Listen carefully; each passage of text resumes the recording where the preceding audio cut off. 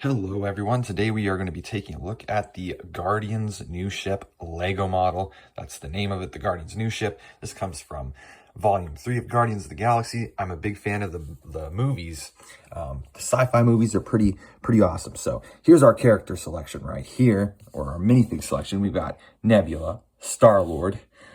Why am I blanking on his name right now? We'll come back to him. It's not Moff Gideon, that's Star Wars. Then we got Dracula and Mantis, one of my least favorite characters. Yeah, I don't know why I'm blanking on his name right now. I'll throw it up on screen. And let's get the backsides of these characters. The backside of Nebula has printing. Also, there's a silver arm piece for the robotic arm. Just another basic printing. All the torsos are pretty similar. I said Dracula. I meant Drax, not Dracula. That's a stinking vampire. And all the back prints are pretty much the same. And then the guy I was blanking on, it's Adam Warlock, and the cape piece folds up there. You can see the printing. Yeah, Adam Warlock, coolest minifig, the golden boy, basically. So there he is, Adam Warlock. And those are the 5 minifigs that come in this set, but we're going to focus on the main ship right now. All right, so we are going to start off with the cockpit. It has that red iconic glow to it like you see in the movie. Exactly the same red, pretty movie accurate. Then it opens up, surprisingly fitting 3 minifigs inside for a cockpit this size. That is actually really awesome. I love the color of this ship, the blue and the pink. Everything goes together so well. You do have stickered elements to show some more detail, which is pretty awesome. And the way that this is so circular, built with Lego bricks, is actually awesome. A lot of those nice pieces used to give that curve that makes it so circular on either side. You can kind of see it from this side. It's a very interesting ship. And there is a play feature, even though I'm thinking this is a display model for most people, like myself.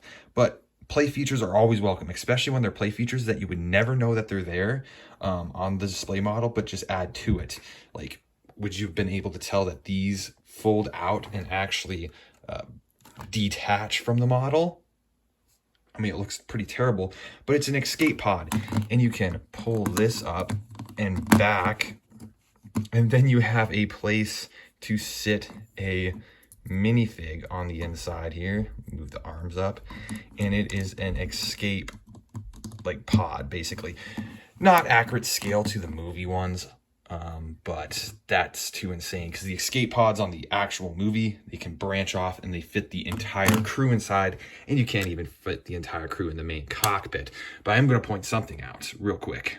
I wanted to point out that on the Benatar, you actually only have room for 2 minifigs to sit in the cockpit. But of course, the others can fit in the back there. There's an entire seating area in the back. There's a review on this also on the YouTube channel. Go check it out after this. And the other side would also pop right off as well, same as this side. So you have 2 escape pods. Now let's rotate the ship to the side, where you can see some more intricate detail. And we're going to get to the back side, which is pretty cool. But you can see here that these open up. And if you have Star-Lord's blasters, or what is it, Gamora's katanas, or not, Gamora doesn't come, Nebula's katanas, you can put them inside there, and then also here. But I don't have them inside there because this is just on display. But that's a cool play feature. And then awesome detail, some stickers. And we get around to the back of the ship, where we got some very cool glittery pink or purple elements that create like this very unique look to the ship. You can see there, let me get a good camera angle, how that glitters and stuff. But yeah, you can see the back of the ship. It's pretty large, my hand for comparison. And this whole ship sits on a display stand, and you can just, I find it best to grab here at the thrusters, because sometimes you get the urge to actually fly the ship around your room. So it pops right off the stand. It just has a hole right there that it sits on, so you can go ahead and slide it right back in there. If you can get it lined up properly, the right angle here. There we go.